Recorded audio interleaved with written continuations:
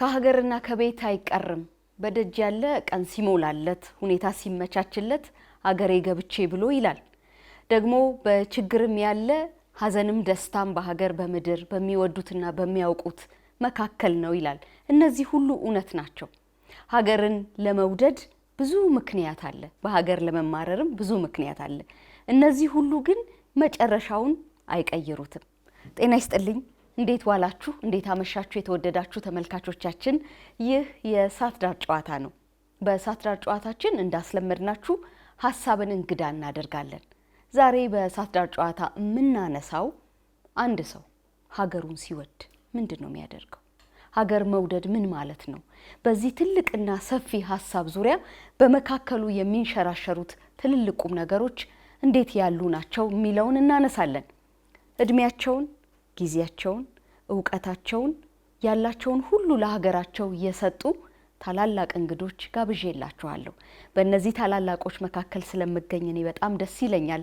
በጨዋታችን ደግሞ እናንተ አብራችሁን ስለምትሆኑ እናመሰግናችኋለን። ከእሳት ዳር ጨዋታ ጋር መልካም ጊዜ ይሁንላችሁ። በያላችሁበት መልካም ምሽት።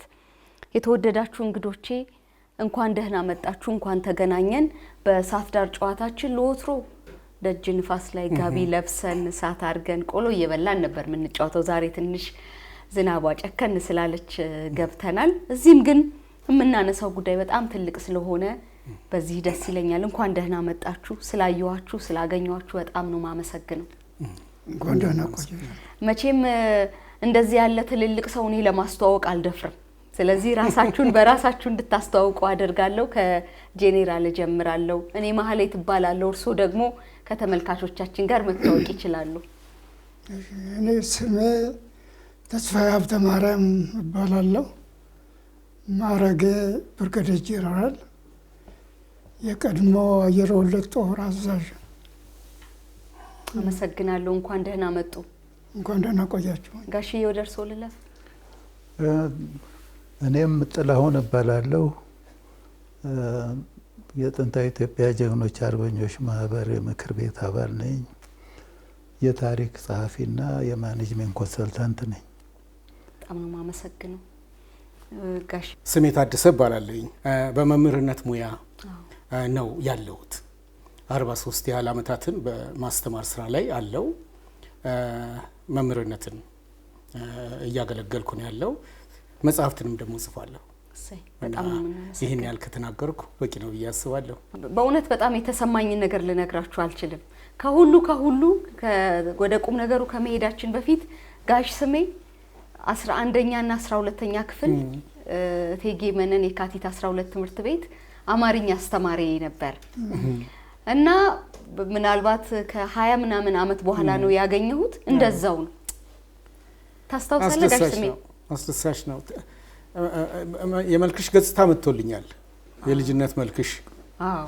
ግን አሁን እርጅናው እኮ ነው ጋሽ ስሜ። አሁን እርጅናው ነው። ግን የመነን ተማሪዎቼ ድንቅ ናቸው። ጎበዝ አስተማሪ ነበርክ። ያቅሜን ለማድረግ ጥረት አድርጌያለሁ። አዎ። እኔ አሁን ስትቆጣ እንደዚህ በመፍራት ስንፈራህ አላስታውስም። ማስታውሰው ዝምታና እንደዚህ እርጋታ በጣም ያስፈራን ነበረ። እንደዚህ የምትቆጣ አስተማሪም አልነበርክም። 40 ምናምን ዓመት በማስተማር ሙያ ላይ በጣም ትልቅ ነገር። በጣም ሁላችሁም ለሀገራችሁ፣ ለኢትዮጵያ፣ ለትውልድ ስላበረከታችሁት ነገር አብዝተን እናመሰግናለን። በማመስገን ነው ጨዋታችንን የምንጀምረው። ብርጋዴር ጄኔራል ወደ ካሜራ ከመምጣታችን በፊት ደህና ኖት? ጤና እንዴት ነው ብዬ ስሎት ጤና ጥሩ ነው፣ መርፌም የለው ኪኒንም የለው ብለውኛል። ምንም ሀቅ ነው። ምንም ውሸት የሌለበት መታደል ነው። ምን እያደረጉ ነው ብዬ ብጠይቅ ትክክል ነው እንደዚህ የሆነው? ትልቁ በቤት ውስጥ ማልሰራው ነገር የለም። እሺ። አልጋዬን አነጥፋለሁ፣ መጸዳጃ ቤት ሽንት ቤትን አጸዳለሁ፣ ደጅ ከቆሸሸ ደጅ ይጠርጋለሁ፣ ሳህን አጥባለሁ። በቃ ምንም ክፍት ቦታ ካገኘ ብቻ ይሰራሉ፣ ይሰራሉ። ምንም ጭቅጭቅ የለም። የወታደር የህይወት ስርዓት እንደዚህ እኮ ነው አይደለ? ብዙ ጊዜ እንግዲህ በተለይ አየር ወለድ ነው በጣም በስነ ስርዓት ተቀርጾ ነው የሚያድገው። በባህሪውም የስራ ምርጫ የለም። ሁሉን ነው ሁሉም ነገር እኔ ምግቤን እሰራለሁ። አሁን ሰው ቀድሜንም ሰው አልፈልግም። ራስዎት ያበስላሉ? ሰው ባይኖር ባለቤት አርፋ 4 ዓመት ራሴን በቃ ስመግብ ነው የቆየሁት። ጉልት እሄዳለሁ፣ የምፈልገው ነገር እገዛለሁ።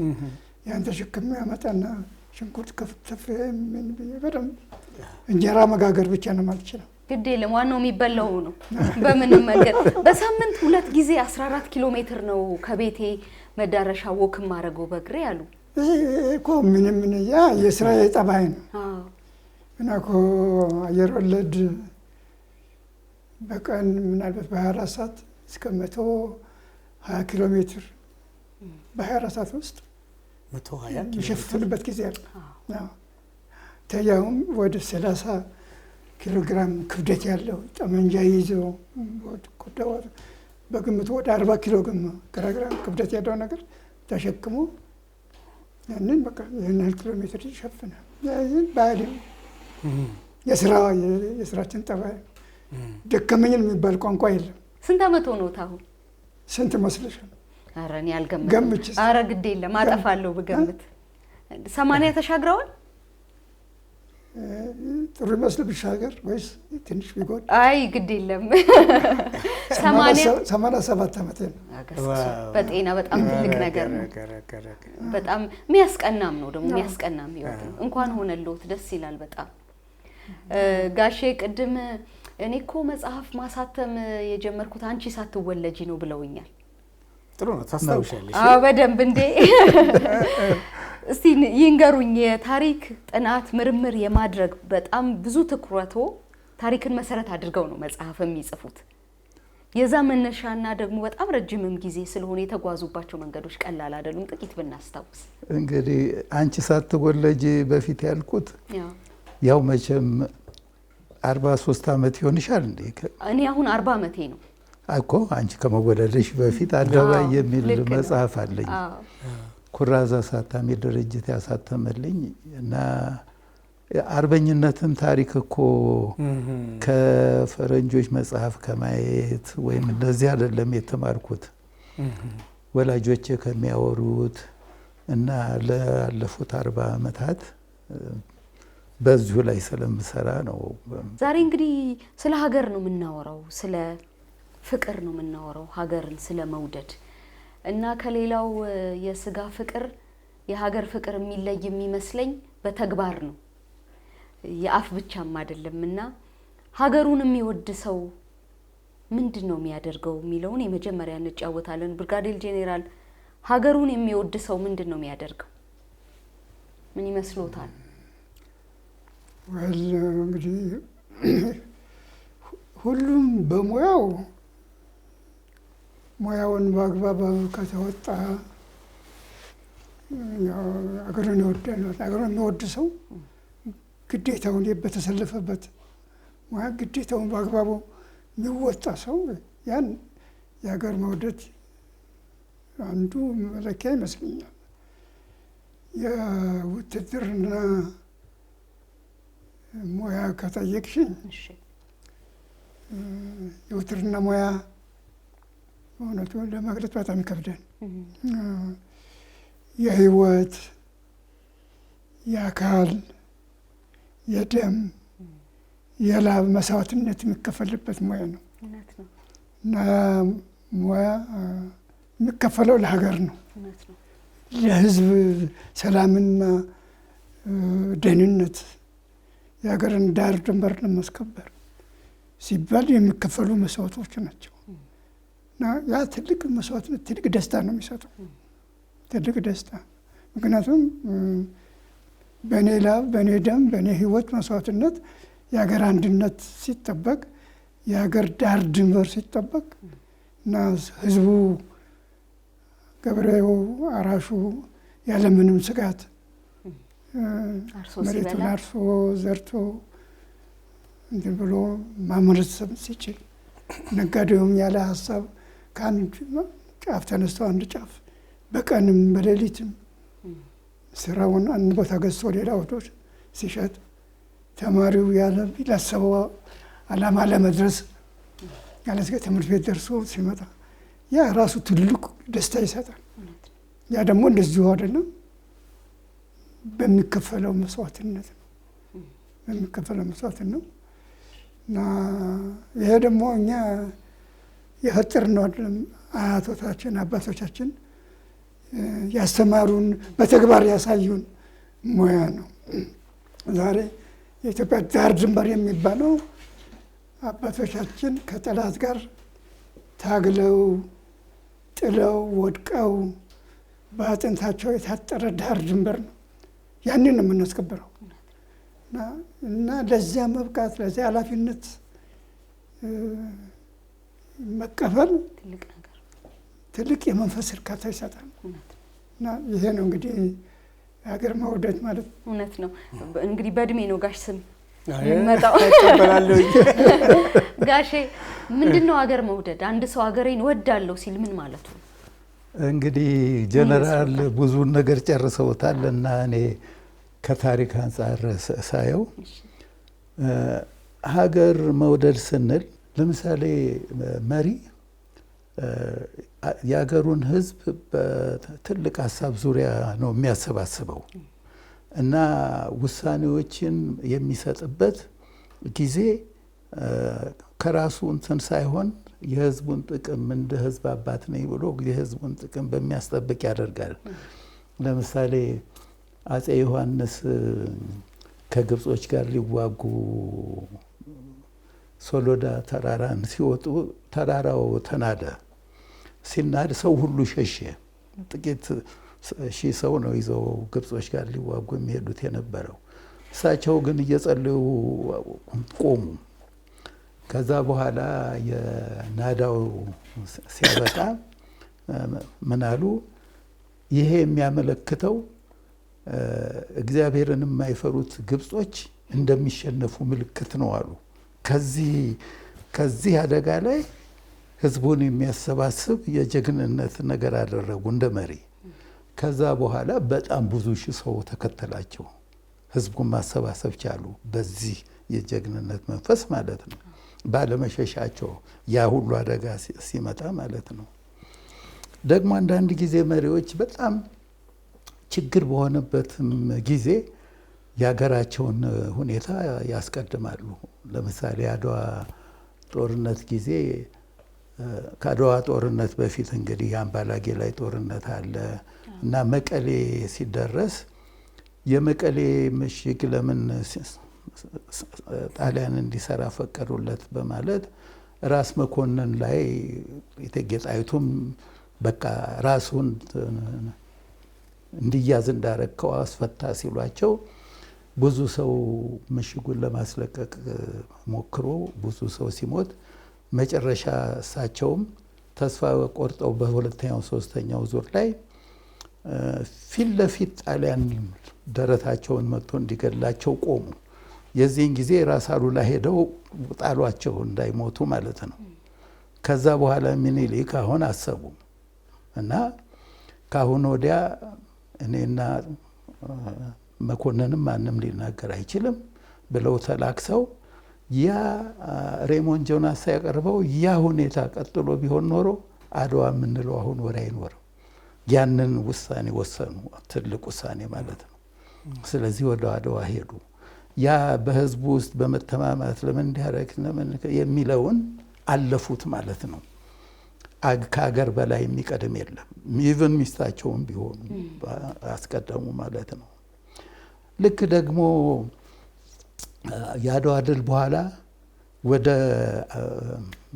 አስመራ ለመሄድ ቆርጠው በነበረበት ጊዜ ማለት ነው ጀነራል ኪችነር 10,000 የእንግሊዛውያን አንድ 10,000 ደግሞ የሚሆን ግብፃውያን ጦር ይዞ በጣም ዘመናዊ የሆኑ መድፎችና መትረየሶችን ይዞ ጣሊያንን በማገዝ ከግብፅ ወደ ሱዳን ገብቶ ምዕራብ ኢትዮጵያን ሁሉ ትሪትን የሚያደርግ ሆነ። የዛን ጊዜ ከመሄድና ከመመለስ ከሚለው ነገር ላይ ሲያስቡት ማለት ነው እና በርክሌ የሚያወራን አለ ከአንድ ከሰራዬ ሰው ጋራ በቁላቸው ጋር እየሆነ እያወራ መኳንንት ነው ማለት ነው ሲሄድ ታውቃለህ ወደ ሀገርህ ልንመጣ ነበር፣ ግን እኔ ህዝብ እንዲያልቅ አልፈልግም እና አሁን ሌላ ጠላት ተነሳብን። ጀነራል ኪችነር በጣም ታላቅ አዛዥ ነው። በኋላ ላይ እንደገና ከአድዋ መልስ በአመቱ እኮ ሲሲል ሮድስ እንግሊዝን ከኬፕ ታውን እስከ ካይሮ አጋጥማለሁ ያለውን እኮ እንደገና የሰበሩት እኮ እነ ራስ መኮንን እስከ ካርቱም ድረስ ዘምተው ነው። ስለዚህ ሌላ ጠላት ስለመጣብን መመለስ አለብን። ሰው እንዳይሞት ሰው እንዳያልቅ ደግሞ በጣም ያለኝን ፍላጎት ታውቀዋለህ እያሉ ሲያወሩት ለምን እንደሚመለሱ ይነግሩሃል። አሁን የመሪ የዚህ አይነትም አለው ውሳኔ በጣም የሚሰጥ። ወታደርስ ስትይ አሁን ጀግና ወታደሮቻችን ስትይ ከመሪያቸው ጋር ያላቸው ፍቅርና ታማኝነት በጣም አስፈላጊ ይሆናል አይደል? አጼ ቴዎድሮስንና ገብርዬን ስታስቢ እስከ ሞታቸው ድረስ ይሄዳሉ ማለት ነው አይደለ? እና የዛኛው የመሪውን ሀሳብና አድራጎትና እንዲፈጸም ፍጹም ታማኝነት መሆን ማለት ነው። ለዚህ የአርበኝነቱ የ5 ዓመት እንቅስቃሴ በጣም ማረጋገጫ ነው። የኢትዮጵያ ሰራዊት የአርበኛው ሰራዊት ምክር አድርጎ ንጉሱ እንዲሄዱ፣ ንጉሱ መሄድ አልፈለጉም።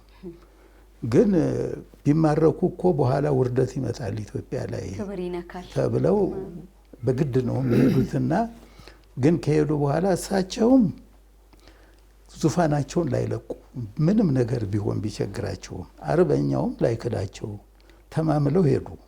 እስኪመለሱ ድረስ በታማኝነት ቆሙ። የጦር ሚኒስቴሩ በ1931 ራስ አበበ ሆኑ።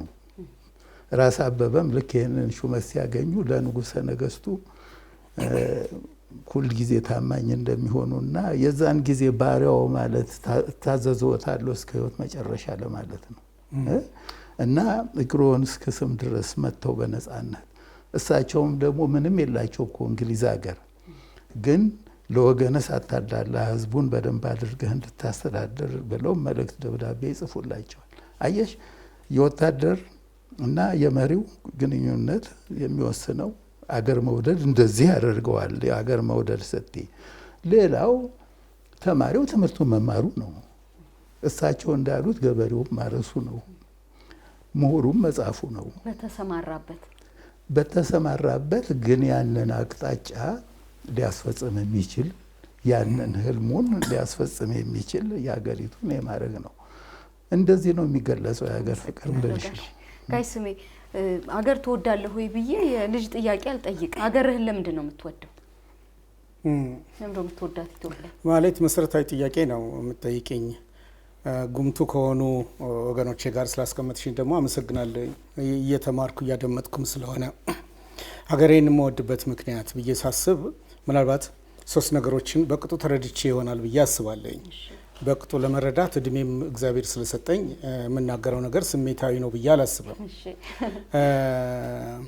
አንደኛው ብዬ የምለው ይሄ ሰውን እንደ ራስ አድርጎ የመውደድ ምንነት ሀገርን ከመውደድ ጋር ይገናኛል ብዬ አምናለሁ። አንደኛው ነጥቤ እሱ ነው። ሰውን እንደ ራስ አድርጎ መውደድ።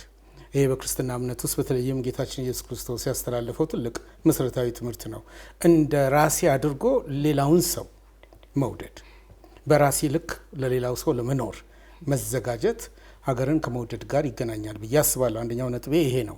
ሀገርን መውደድ እሱ ነው ብዬ አምናለሁ። ሁለተኛው አሁን ከወገኖቼ ከምሰማው ነጥብ ጋር አብሬ ማነሳልሽ ሀገርን መውደድ ህብረተሰብን በትክክል ከመረዳት ጋር የሚመጣ እውነት ነው ብዬ አስባለሁ። ስህተት ልሰራ እችላለሁ፣ ግን ህብረተሰብን ልመስል የምችለው እኔ ከጅረት ጋር ነው። ጅረት ተንቀሳቃሽ ውሃ ነው፣ ወንዝ ነው።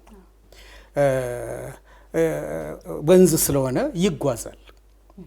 ደፍርሶ የተነሳ ሊሆን ይችላል ጅረቱ፣ ግን እየሄደ የራሱን እየሰጠ የሌላውን እየተቀበለ ኋላ ላይ እየጠራ ይሄዳል። ሊጠጣም ይችላል። ህብረተሰብን ተንቀሳቃሽ ማህበር ነው ብዬ ነው ማስበው። ኩሬ አርጌ ላስብ አልፈልግም።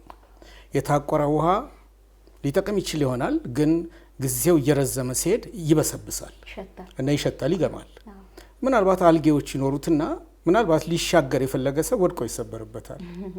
ስለዚህ አገርን መውደድና ህብረተሰብ እንደ ባልና ሚስት ላይ ፋቱ የተገናኙ ናቸው ብዬ አምናለሁ።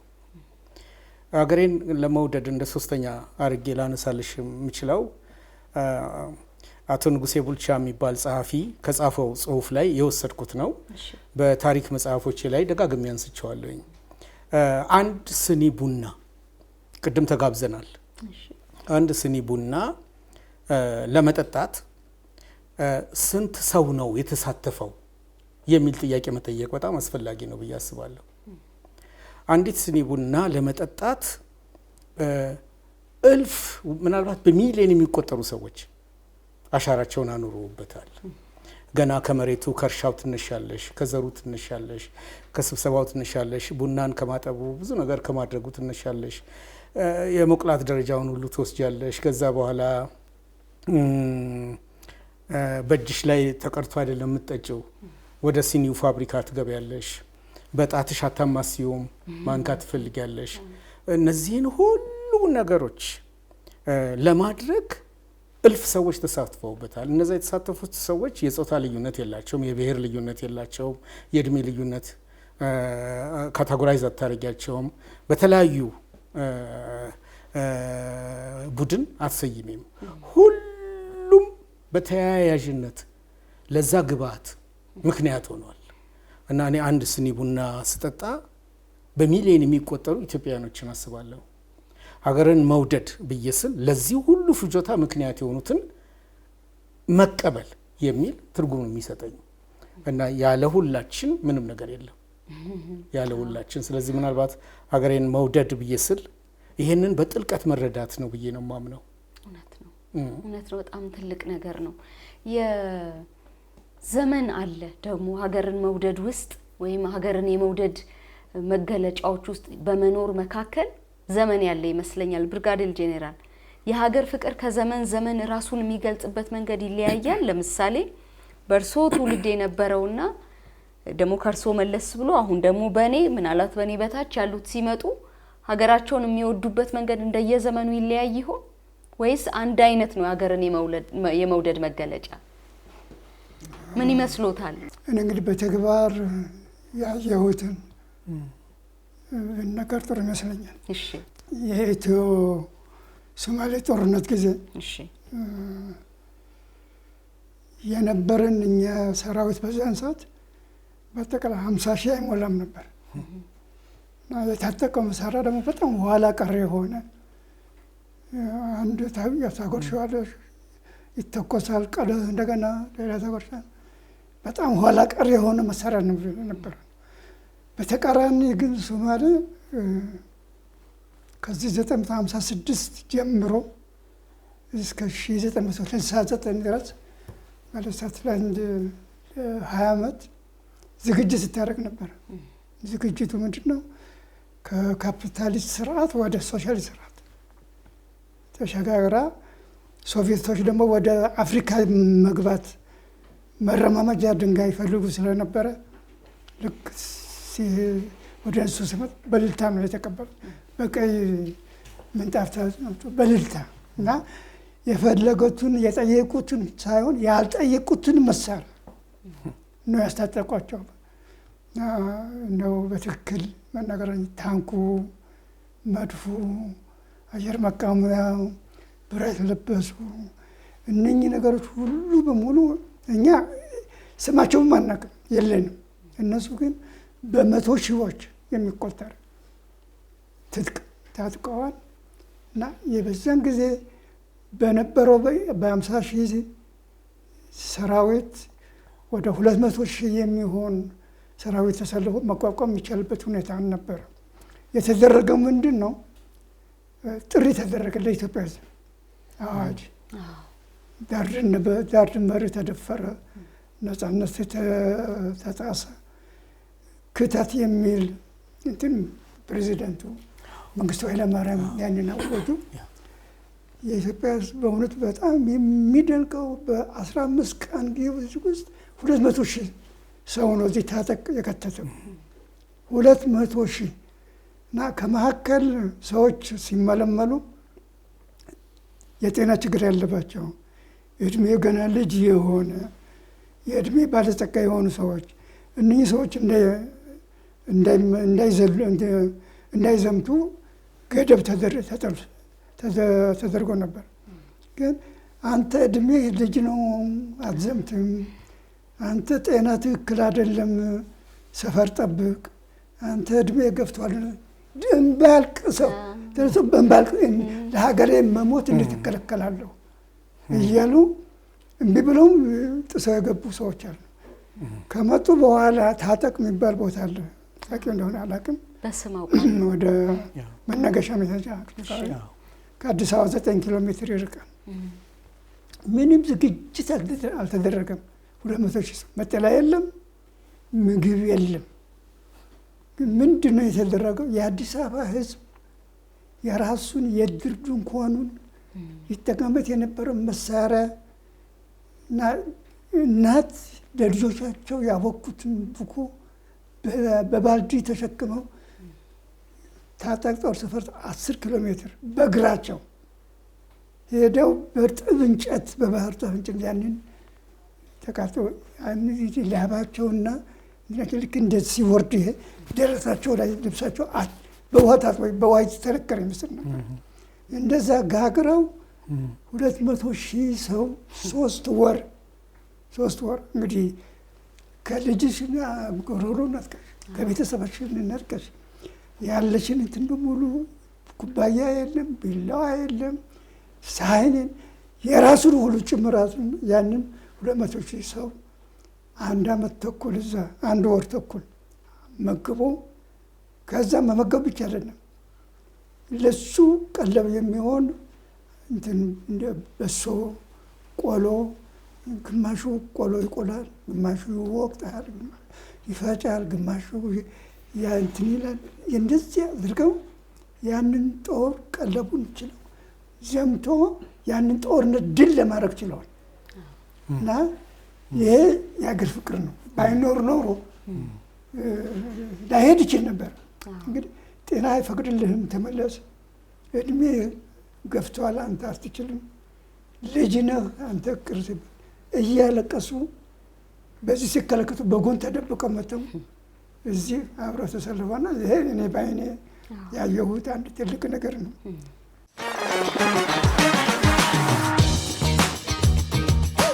በጣም ቆንጆ። ወደ ጋሽ ይህንኑ ጨዋታ እንያዝና ደግሞ ከእርሶ ጋራ ያኮረፈም የተቀየመም መሪውን በየዘመናቱ በታሪክ እንደተቀመጠ የሀገሩ ጉዳይ ሲሆን በሀገሩ በድንበሩ በባንዲራው እንደዚህ ያሉ ነገሮች ሲመጣ የመነሳት ታሪክ ያለው ህዝብ ነው። ኩርፊያውንም የሚጥል ቆይ አንዴ ይሄ ነገር ይለቅና ተመልሼ መጥቼ መሬና ኩርፌን እቀጥላለሁ ብሎ የሚል ማህበረሰብ የነበረበትም ዘመን ነው። ምንድነው እንዲህ የሚያደርገው? ምን ይመስሎታል? ከታሪክ ከጥናቱ ሁልጊዜም እኮ የኢትዮጵያ ህዝብ እንደዚህ እኮ ነው። ሌላው ቀርቶ በእናንተም ዘመን እንደዚሁ አይነት ነው የኢትዮጵያ ህዝብ። ለምሳሌ ያህል የመጀመሪያው ይሄ ኤርትራ ኢትዮጵያን ወረረች ሲባል ከዛ በኋላ ወጣቱም የወሰደው ሄጄ ባህር በሬን አስመልሳለሁ፣ ሄጄ ኤርትራንም የኤርትራ ኢትዮጵያ ወይ ሞት ብሎ የተዋጉት አርበኞችንም ታሪክ አስመልሳለሁ ብሎ አስብቆ ሆ ብሎ በፈቃዱ ይነሳል አይደለ? ተነስቶም አይተነዋል። ሄደ። አስመራም ገብቶ ባህር በሩንም ይዞ ያለውን ህል ልክ ከተሸነፈ በኋላ አይ አንገባም፣ ወደዛ አንሄድም፣ ጭራሹንም ያን ባንዲራ ይዞ አርበኞችም ያንን ባንዲራ እየሰጡት የሄደውን እንደገና ባንዲራውን መከፋፈያ ሲያደርገው እንደገና ያኮርፍና ቁጭ ይላል። ኩርፊያ የሚመጣው መሪው መቼም ጊዜ ተነስቶ ለኢትዮጵያ ሲል በሚያደርገው ላይ ሁል ጊዜም በየትኛውም ትውልድ ላይ የኢትዮጵያ ወጣቶች ሁል ጊዜ በየትኛውም ዘመን አንድ አይነት ሀሳብ ነው ያላቸው። ሁል ጊዜም የምናየው ነው።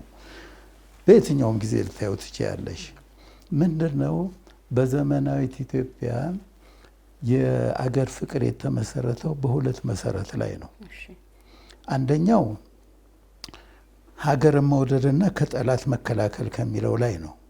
ሁለተኛው በፓን አፍሪካኒዝም ላይ ነው የተመሰረተው።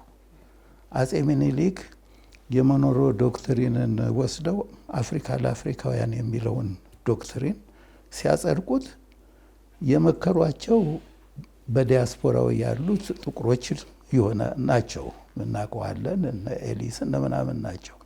ግን አፍሪካ ለአፍሪካውያን የሚለውን የሞኖሮ ዶክትሪን ላይ የተመሰረተ ሲይዙ የውጭ ሀገር ሰዎችንም ሲያገኟቸው አውሮፓ ለአውሮፓውያን፣ አሜሪካ ለአሜሪካውያን፣ አፍሪካ ለአፍሪካውያን ነው የሚል ነው። ልክ ከዛው ትራዲሽን እንደገና በሁለተኛውም የኢትዮጵያና የጣሊያ ጦርነት ወቅት ፓን አፍሪካኒዝም ላይ የተመሰረተ ነው። የጥቁር አንበሳ ጦር ብለን ነው የምንመሰርታቸው አይደለም እና በዛ ላይ የተመሰረተ ነው። በኋላ ላይ በእኛ ዘመን ላይ ኢትዮጵያ እንግዲህ የአፍሪካን አንድነት የአፍሪካን ነጻነት ተሟጋችነት ጋራ የተያያዘ ነው። የውጭ ጠላትን የመከላከሉ ይህንን ከጠላቶቻችን የሚሆን ወይም በቀዝቃዛው ጦርነት ወቅት እንግዲህ የእኛ ዘመን ሰዎች ምን አነሳን? ከአፍሪካ ይልቅ ዓለም አቀፋዊነት፣ ወዛደራዊ ዓለም አቀፋዊነት፣ የሶሻሊዝም ካምፕ የሚባል አለ ብለን በዛ ላይ የተሻለ ዓለም አቀፋዊነት ላይ የማተኮር ሆነና ከዛ ሁሉም ብትንትን ሲል መንደርተኛ ሆነ። የዓለም አቀፋዊነቱ ቀረ። አሁን ያለን ምንድን ነው? አፍሪካዊነት ነው። ኢትዮጵያን ከውጭ ጠላት መከላከል፣ አፍሪካንም የአፍሪካንም መከላከል ነው እና ቋሚ ስለሆነ በዚህ ዙሪያ አገርን ከጠላት የመከላከል ለአፍሪካም ባለብን ኃላፊነት ዙሪያ በሆነ እንቅስቃሴ ላይ የትኛውም መሪ ትልቅ ሀሳብ ይዞ እስከተነቃነቀ ድረስ የኢትዮጵያ ወጣት ሁል ጊዜ አገሩን ወዳድ። ወደ ጋሽ ስሜ ያው በእድሜ ነው እያወራን ያለ ነው ብያችሁ የለም ጋሽ ስሜ የሀገርን መውደድ የየዘመን መልክ አለው ወይስ ፍቅር ጽኑና ዘላቂ ምን ይመስላል? ከፍቅር ባህሪ አጠቃላይ ባህሪ አኳያ ተነስተው መለስ ምናልባት የተሻለ ውጤት ሊያመጣ ይችላል ብዬ አስባለሁ። ፍቅር መስዋዕትነትን ይጠይቃል። እኔ አሁን የወደድኳትን ሚስቴን ወድጄሻለሁ ላገባሽ ፈልጋለሁ ብያት ሄድኩ። ጠየቅኳት የዛሬ 30 ዓመት እና ስሜ ወድጄሻለሁ ነው አፍቅሬሻለሁ ነው የምትለኝ የሚል ጥያቄ ነው ያቀረበችልኝ። እና የዛን ጊዜ 15 ዓመት ያህል ምናልባት 14 ዓመት አማርኛ አስተምሬያለሁኝ እና መውደድ እና ማፍቀር ብዙም ልዩነት ለኔ ያልነበረው። እሷ ግን ከክርስትና እምነቷም የተነሳ ይመስለኛል መውደድን ውሻህንም ልትወድ ትችላለህ፣ መጽሐፍን ማንበብ ልትወድ ትችላለህ። ፍቅር ግን ለኔ የኔ እኔነትን ባልተመለከተ ሁኔታ ድካሜንም ጥንካሬንም እንደወረደ መቀበል ትችላለህ አትችልም ማለቴ ነው አለች። ከነ ምናምኑ አዎ ከነ ግሳንግሱ ከበጎም ከመጥፎም ነገር ጋር አንድ ላይ እኔነቴን እንዳለ እና ያኔ ነው ብርሃን ይበራልኝና እዚህ ክኔ አፈቅርሻለሁ ላገባሽ ፈልጋለሁ ነው ያልኳት። ቀስ ብዬ መልስልሃለሁ ነው ያለችው። ቀስ ብላ መልሳልኛለች። ሀገርን የማፍቀር ነገር በትክክለኛ መረዳት ላይ የቆመ ህዝብ ባለበት መረዳት ላይ ከሆነ መዋዠቅ የለውም። ይሄ ዋጋ የሚያስከፍለውን መስዋዕታዊ ፍቅር ግን እንዳይረዳ ምክንያት የሆኑ ነገሮች በየዘመኑ ሊመጡ ይችላሉ። እነዛ ህብረተሰቡን አደናግረውት ከሆነ ሊዋዥቅ ይችላል። ወደ ቀደመው ቦታው ሊመለስ ይችላል። ላይመለስም የሚችልበትና አገርም ሊፈርስ የሚችልበትም ሁኔታ ሊፈጠር ይችላል። ከዛ የተነሳ ሀገርን መፍቀር መስዋዕታዊ ህይወትን የሚይዝ ነው በሚል ህዝብ የሚረዳ ከሆነ ወጥነት ባለው መንገድ ይቀጥላል። እንዳይረዳ ግን ምክንያት የሚሆኑ ኃይሎች በየጊዜው ይኖራሉ፣ ሁሌም ይኖራሉ። ለምሳሌ ያው የስነ ጽሁፍ አስተማሪ ስለሆንኩ ምናልባት ምሳሌ መጥቀስ የምትፈቅጅልኝ ከሆነ ደስ ይለኛል። የመጀመሪያው አፍሪካዊ በአፍሪካ ቋንቋ የተጻፈ ልብ ወለድ ጦቢያ ተብሎ ነው የሚጠራው። ፕሮፌሰር አፈወርቅ ገብረ ኢየሱስ ናቸው የጻፉት ጦቢያን። እና ያ ጦቢያን ለብዙ ዓመት ሳስተምር የሃይማኖት ግጭት ያለበት አድርጌ ነበር ማስበው። የሃይማኖት ግጭት የፈጠረው ፕሎቱ በዛ መንገድ ተዘጋጅተዋል ብዬ አስተምሬ ነበረ። ከለታት አንድ ቀን ግን የማስተምራቸው 2 ተማሪዎች ኦራል ፕሬዘንቴሽን ሲያቀርቡ ጋይስሜ የሃይማኖት ግጭት አይደለም የመሪዎች ችግር ነው የመሪዎች ችግር ነው አሉኝ። እነዚህ 2 አንድ ላይ ሊሰሩ የመጡት አንደኛዋ ልጅ አሊያት ትባላለች፣ የክርስትና እምነት ተከታይ ናት። ሁለተኛዋ ነጃት ትባላለች፣ የእስልምና እምነት ተከታይ ናት። እና ለኔ አዲስ ነው። እስቲ አውጥታችሁ አሳዩኝ መረጃ።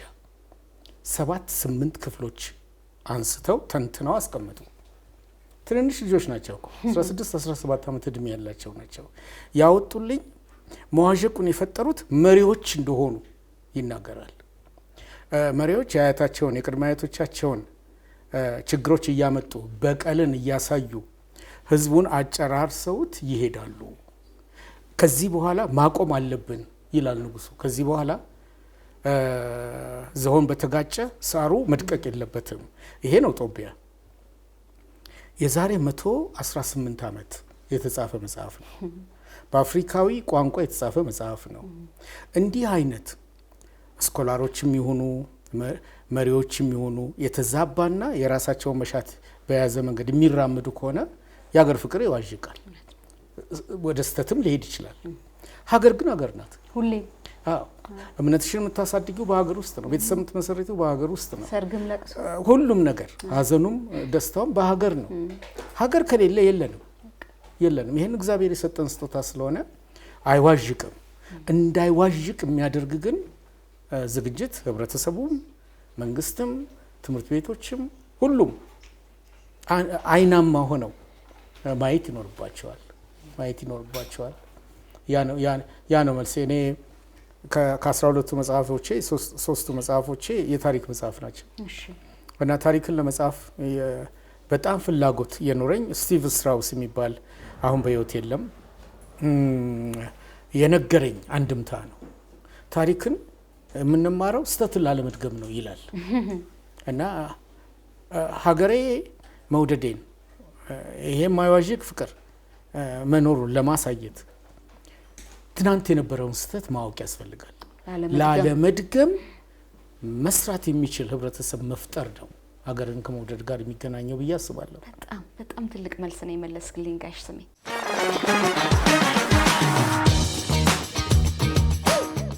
አሁን ያለውን ትውልድ የሚወቀስባቸው ብዙ ነገሮች ሊኖሩ ይችላሉ። በእርግጥ በትውልድ መካከል ሁሌም እንዲህ ያሉ ነገሮች የነበሩ ናቸው ይመስለኛል፣ የሚቀጥልም ይመስለኛል።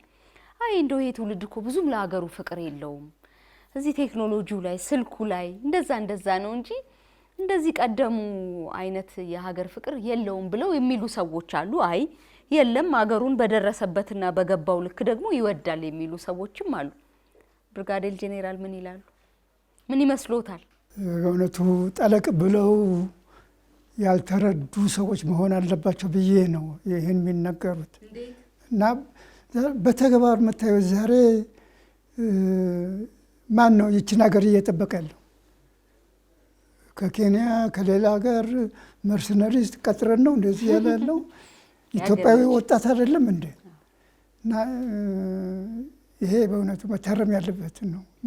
አገር ዳር ድንበር ተጣሰ፣ አገር ተደፈረ፣ ነፃነት ተደፈረ ሲባል አንድም ኢትዮጵያዊ ነው ወደ ኋላ የሚል ያለ አይመስለኝም።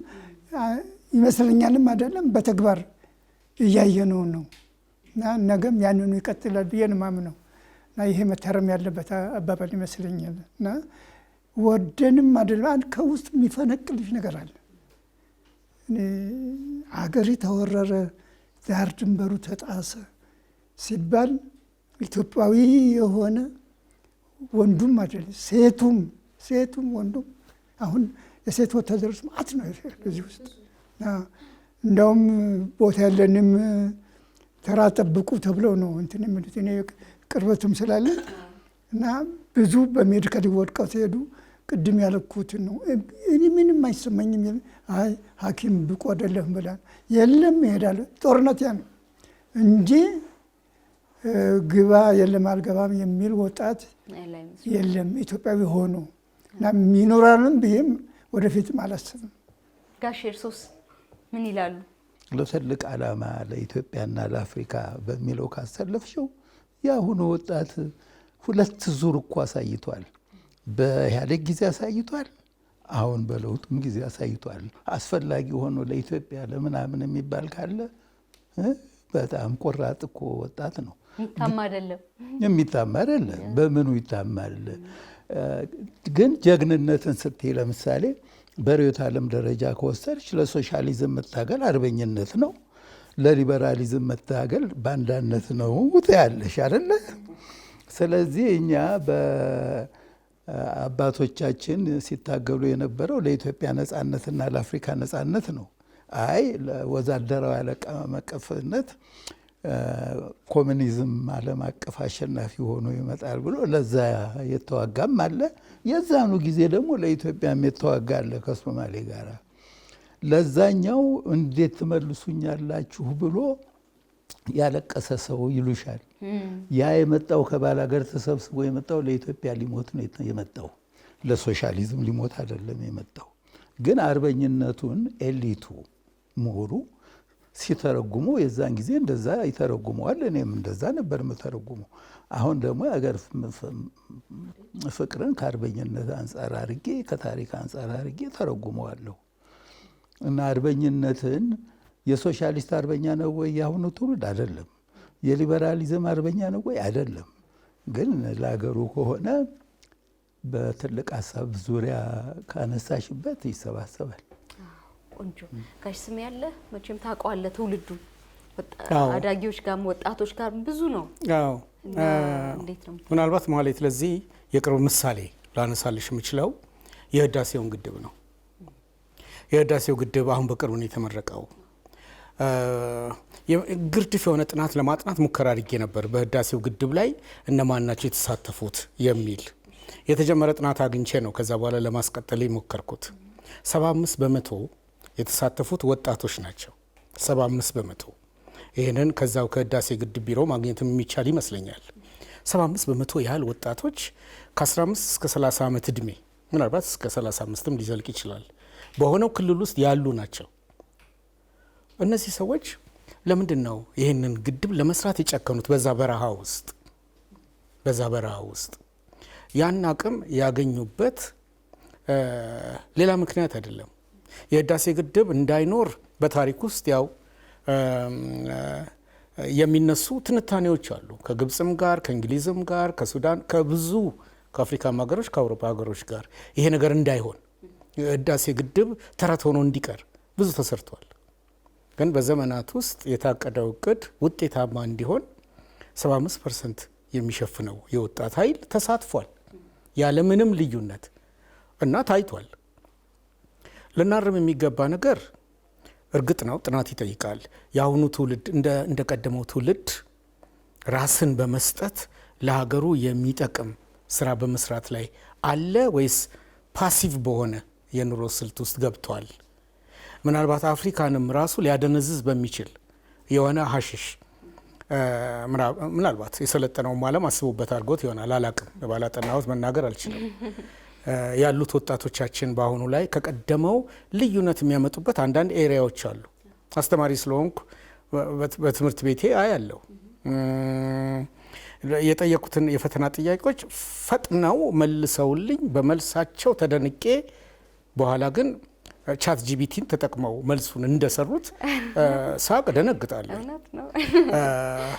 ሌሎች ደግሞ አሉ በርከት ያሉ አጥንተው አስልተው አይምሯቸውን ተጠቅመው የሰሩ። ከዚህም የተነሳ ጅምላዊ ድምዳሜ ላይ መድረስ ስህተት ነው። ሁል ጊዜ አስበሽ ከሆነ በእኛ እድሜ ያለ ሰው ሲጠየቅ ድሮን ይወደዋል። እኔ ድሮን መወድበት ብዙ ምክንያቶች አሉኝ። ሁሉም ትውልድ ግን ድሮን ይወደዋል። እና በኢትዮጵያ ኮሚኒቲ ውስጥ ድሮን መውደድ የተፈለገው እርስ በርስ መተሳሰብ፣ እናቴ በሌለችበት የሌላ እናት ጡት ጠብቼ ማደጌ ሕያው ሆኖ ስለኖረ ነው። ድሮን የመውደድ ነገር ከፍቅር ጋር ከዘላቂ ፍቅር ጋር ያ የታጣ ግለኝነት ሊስፋፋ የሚችልበት አቅጣጫ አሁን ላይ አለ። እሱን መካድ የሚኖርብን አይመስለኝም። ያን ነገሮች አርመን ወጣቶቹ ናቸው የሚረከቡት ይችን ሀገር። ማን አለን ሀብት ለነሱ እኛ ያሳየናቸውን ነው የሚረከቡት። ማለት እንደ ጋዜጠኛ እኮ ሮል ሞዴል የምትሆኝበትን አቅጣጫ ይዘሽ ካልሄድሽ ጋዜጠኛ ባትሆኝ ነው መርጠው። ድካም ነው ትርፉ። ሁላችንም በየሙያችን ያ ሲሆን ዘመናችንን እየወደድን ኃላፊነታችንን እንወጣለን ብዬ ነው ማስበው። በጣም ቆንጆ መልስ ነው የሰጠኝ። የመጨረሻ አንድ ጥያቄ ጠይቃችኋለሁ። በእድሜያችሁ ዛሬ ላይ ቆማችሁ ስታስቡት ለሀገሬ ይህንን በማድረጌ በጣም እኮራለሁ የምትሉትን አንዳንድ ነገር ትነግሩኝና እንሰነባበታለን። አሁን ደግሞ ከዚህ ልጀምር። ጋሽ ስሜ በጣም የሚያኮራህ ነገር ምን ያኮራኛል? በ21 ዓመቴ ነው አክሱም ሄጄ ሀብዬ ማስተማር የጀመርኩት። የመጀመሪያ ዲግሪን እንደያዝኩ ራሴን የምገልጽበት ሙያ ሆኖልኝ አግኝቼዋለሁኝ። እኔ መምህርነትን በተማሪና አስተማሪ ነው የምተረጉመው። ተማሪ አለ፣ እኔ ላይ የተጨመረው አስ የምትል ናት። አስ ተማሪ፣ ሁለታችንም ጋር ተማሪ አለ። ሁለታችንም ነን የምንማረው። ይሄ እውነት ሆኖልኝ ህይወቴን ስለለወጠልኝ አስተማሪ ሆኖ የማለፍ ዝንባሌ አሁንም አለ እና አስተማሪነት ጥሬ ነው ብዬ ነው ማምነው። በነገራችን ላይ ስለዚህ በጥሬ ሀገርህን አገልግለሃል። በጥሬ ሀገሬን በእርግጠኝነት አገልግያለሁ ብዬ አምናለሁኝ። እሞታለሁ ብዬ ደግሞ ስለማምን ዘመን ተሻግሮ ሊዘልቅ የሚችል መጽሐፍ አለብኝ የሚል አንድ ወቅት ላይ ታምሜ ስለነበረ በሞት ውስጥ አልፌ ስለነበር ድኛለሁ። እግዚአብሔር ስላተረፈኝ መጽሐፍ አለብኝ። የመጀመሪያ ዲግሪ፣ ሁለተኛ ዲግሪን በስነ ጽሁፍ ነው ያስኩት። አገሬ አስፈላጊውን ነገር ሁሉ አድርጋልኛለች፣ ወላጆች አድርገውልኛል። ግን ልሞት ነበር በ1997 እግዚአብሔር አትርፎኛል። ለምን ተረፍኩ? ምክንያት አለው። ብሞት ስጋዬን ብቻ አይደለም ብል የሚበላው አቅሜንም ችሎታዬንም በውስጥ ያደረውን ለኢትዮጵያውያን በቋንቋቸው ሳላሳልፍ ነበር ምቀረው። ስለዚህ በኑሬ አደረግኩ ብዬ የምለው መምህር ሆኜ ለመቀጠል መወሰኔን ነው። ከዛ በኋላ ዘመን ተሻጋሪ የሆኑ መጽሐፍትን ለመጻፍ መድፈሬን ነው እንደ ትልቅ ቁም ነገር የምቆጥረው። በጣም መታደል ነው። ብርጋዴር ጄኔራል አሁን ባለው እድሜ ሲያስቡ ይሄንን ለሀገሬ አድርግ ያለው በዚህም በጣም እኮራለሁ የሚሉት ነጥብ ከእርሱ አፍ እንስማ። ያኮራኛል በእውነት የሚሉት። እኔ በሰራዊቱ ውስጥ ወደ 40 ዓመት አገልግያለሁ። በጃንሆይ ጊዜ አገለገልኩኝ፣ በመንግስቱ ጊዜ አገለገልኩኝ፣ በኢህአዴግ ጊዜ አገለገልኩኝ እና 3 ጊዜ ቆስያለሁ። አሁን ወደ 15 የሚሆኑ ፍንጣሪዎች ራሴ ውስጥ አሉ። ጸጉሬ መውጣት የማይቻሉ ጥቃቅን የሆኑት እና ያልተሳተፍኩበት ጦር ግንባር የለም። ሀረር በሶማሌ ጦር ዙሪያ ተከባ በአሁን በ1 ደቂቃ ውስጥ በ5 ደቂቃ ውስጥ ልትወረር ነው፣ በጠላት ልትወድቅ ነው ተብሎ ፋይሎች በሙሉ እንዲቃጠሉ ቤንዚን በጀሪካንና ክብሪት አንድ ቦታ ተሰብስቦ አቃጥል የሚል ትዕዛዝ በተዘጋጀበት ሰዓት እኔ አንድ ብርጌድ ጦር ይዤ ከአዋሳ ሌሊት ከአዲስ አበባ ድሬዳዋ የዛች ከበባ ያደረገውን ጠላት ሰብሬ የኔ ጦር ሰብሮ እኔ ሳልሆን እኔ ምሰጣምር ሰብሮ ሀረርን በጠላት እጅ ከመውደቅ ወይንም ከአዞ ላንቃ ውስጥ በዚያ ለፈልቅቆ እንደማውጣት በዚያ ትልቅ ደስታ ይሰጠኛል። በአንድ ሌሊት ወደ 15 ኪሎ ሜትር ከሀረር ወደ ጎን እንዲገፍ በማድረግ ያህት በጣም ትዝ ይለኝ። እጅግ በጣም ደግሞ እስካሁን ድረስ በዓለም የሚያስደንቅ አንድ ሻለቃ ናቅፋ የሚባል ሰምታችሁ እንዳላቅም በጠላት በህወሓት በሻዕቢያ ተከቦ የኢትዮጵያ መንግስት ያንን ጦር የሚያላቅቅበት ኃይል አልነበረውም። የነበረው አማራጭ አንድ ብቻ ነው። ለዛ አየር ወለድ በፓራሹት ዘሎ ያንን ጦር ማጠናከር፣ መንግስት ሌላ ኃይል አዘጋጅቶ እስከሚመጣ ድረስ እና ያ ግዳጅ ነበረ እና የዚያ ጦር አዛዥ ነው የነበርኩኝ። አየር ወለድ መዝለል የሚችለው በውጊያ ወረዳ በጣም ባጠረ ጊዜ በአጭር ከፍታ፣ ምክንያቱም አየር ላይ በቆየ ቁጥር ለጠላት ጥይት የተጋለጠ ይሆናል እና ቢቻል 400 ሜትር ከፍታ ካልሆነ በ600 ሜትር ከፍታ ነው። ከዛ ውጭ ጦር ሜዳ ላይ አየር ወለድ መዘለላችን አይፈቀድም በህጉ እና ዙሪያው የዝላይ ወረዳው ዙሪያ በሙሉ በጠላት አየር መቃወሚያ መሳሪያ የታጠረ ስለነበረ የጠላት አየር መቃወሚያ መሳሪያ ደግሞ ወደ ላይ በ2500 ሜትር ከፍታ ለሚበር አይሮፕላን የመጣል አቅም የነበረው ነው። በአይሮፕላን ነው እንግዲህ መዝለል የምትሄጂው መሄድ የሚቻለው እና ከዛ ከፍታት ነው ወደ 3000 ሜትር ከፍ ማለት ያለበት ማለት ነው እና በዛ ከፍታ የሚዘል በዓለም ላይ እስከዚያው ተደርጎም አይታወቅም፣ ወደፊትም ይኖራል ተብሎ አይታሰብም። እና ውይይት ነበረ። ምንም አየር ኃይልም ዝቅ ማለት አይችልም። አይሮፕላኑ ይመታል። አይሮፕላን ተመታል ማለት አይሮፕላኑም ውስጡም ያሉ አየር ወለዶች ይቃጠላሉ፣ ጥቅም የለውም። ከዛ ከፍታ ደግሞ አየር ወለድ ይዝለል ማለት ደግሞ በህይወት 100 ሰዎች ነበር። በህይወት አንድም ሰው መሬት አይደርስም። ግን ግዳጁ መፈጸም አለበት። ማን ውሳኔ ይስጥ? አዛቢው አየር ኃይል ዝቅ ብለህ ብረር ማለት አይችልም። አየር ወለድንም ግድ የለም በዛ ከፍታ ዝለል ብሎ የሚወስንም የለም።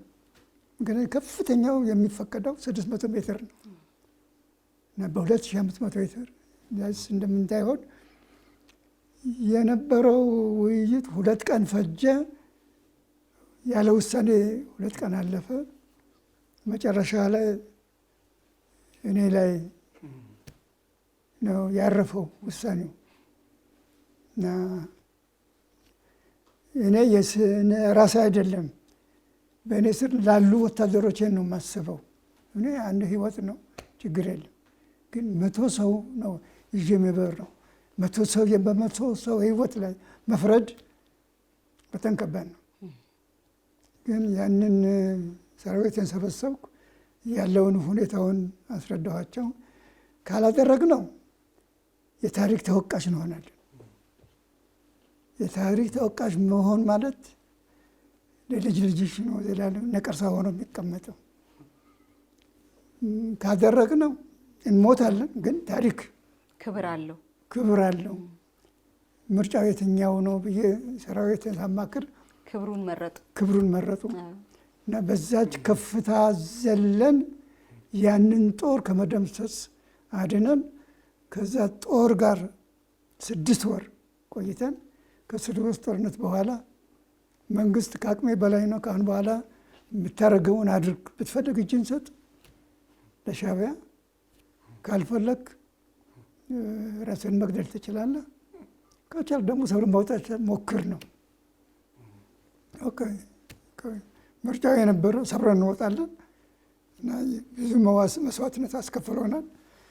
ከ100 ሰው 23 ሰው ብቻ በህይወት ተርፈን ወገን ጦር ጋር ተቀላቀልን። ያ ግዳጅ ለእኔ ትልቅ የመንፈስ እርካታ ይሰጠኛል። ትልቅ ነገር፣ በጣም ትልቅ። ጋሼ እርስዎን እንስማ መጨረሻ። እኔ ልክ እንደ ጀነራል አንድ ኃላፊነት ተሰጥቶኝ ያንን በማከናወን ደረጃ የፈጸምኩት ነገር ምንም ትዝ የሚለኝ የለም። ግን እንደ አቶ ስሜ ከትምህርት ጋር ነው ያለሁት። ኤአይ ኢናብልድ የሆነ በኤአይ የተደገፈ የስትራቴጂክ ፕላን የፐርፎርማንስ ማኔጅሜንት አሰራርን እንዴት ነው ማከናወን የሚቻለው እያልኩ ልክ እንደናንተ ወጣቶቹ አሁን 5 ሚሊዮን ያህል ዳታ ምናምን እንደምትማሩት እኔ ደግሞ አሁን እንዴት ነው ኤአይ በሆነ ገቨርናንስ ሲስተም ውስጥ ፈንክሽን ማድረግ የምንችለው ብዬ ከወጣቶች ጋር እየሄድኩ ነው። ታሪክም ብትዩ አቺቭ አረኩት የምለው አይደለም፣ እየተማርኩ ነው የሚለው። አዳባይን ስጽፍ ስለ አርበኝነት ነው፣ ግን የዛን ጊዜ ከነበረኝ እውቀት እየጨመርኩ እየሄድኩ ነው። ገና አቺቭ አድርጌዋለሁ የምለው የለኝም፣ ግን ከዘመኑ ጋራ ስራመድ ኢትዮጵያ እየተራመደች ያለችው እንደዚህ ነው ስል የኔንም ሙያ አሁን እየዘጋው ነው፣ ድርጅቴን ሁሉ እየዘጋው ነው። ግን አስተምር ለወጣቱ ትውልድ እና ኮንሰልታንቶች ማሳልፈዋለኝ። ስለዚህ አሁን አርቲፊሻል ኢንቴሊጀንስን በመጠቀም የኢንቴሊጀንስ ኤራ ነው አሁን። እሱን በመጠቀም እንዴት ኮንሰልታንሲ ያካሄዱ የሚለውን ገና የዛሬ 15 ቀንም አንድ መጽሐፍ አሳትሜያለሁ። ገና እየሰራሁ ያለው እየተማርኩ ያለው ነኝ። ገና ትምህርት ላይ አርጅቻለሁ። 78 ዓመት ገና። የሰው እኮ ሀብቱ ልቡ ነው። ልቦት 18 ነው። ልቦት 18 ነው። የሶስታችሁም በእውነት የሶስታችሁም ገና ነው። በጣም ነው ማመሰግነው። እንደናንተ አይነት ልጅ ኢትዮጵያ እንኳን ኖራት። እንኳን እዚህ እድሜ ላይ ደግሞ ተገናኝታችሁ እንደዚህ ሀሳባችሁን በቤት ሆነው ለሚመለከቱ ሰዎች ለማካፈል በቃችሁ። ለኔ በጣም ትልቅ ክብር። አመሰግናለሁ ሶስታችሁን። እኛም እናመሰግናለን። ፋና ቲቪንም በጣም እናመሰግናለን። በእውነት እግዚአብሔር ይስጥልን። አሜን።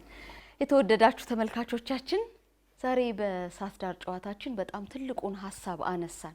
አንድ ሰው ሀገሩን ሲወድ ምንድነው የሚያደርገው? ሀገር መውደድ ምን ማለት ነው? እና በዚህ ዙሪያ ያሉ ጉዳዮችን ከእድሜ ከእውቀት ከልምዳቸው የሚያካፍሉን ትልልቅ ሰዎችን ጋበዘን። ከኛ ጋር ስለነበራችሁ እናመሰግናችኋለን። እድሜ ጤና ይስጠን። በሚቀጥለው ሳምንት ደግሞ በሌላ ጉዳይ እንገናኛለን። መጪው ሳምንት ሁሉ ደህና የሚሆንላችሁ እንዲሆን እንመኛለን። ጤና ይስጥልን።